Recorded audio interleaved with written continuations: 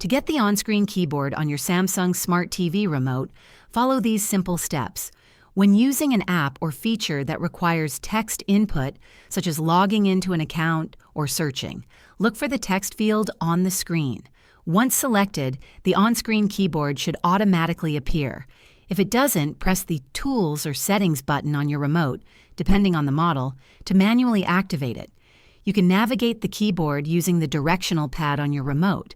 Use the up, down, left, and right arrows to highlight letters or numbers, and press the Enter or OK button to select them. Some remotes also support voice input. Press the microphone button and speak your query to speed up the process.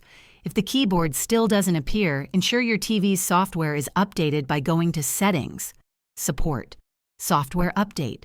If this guide helped you, don't forget to like and subscribe for more tips. Thanks for watching.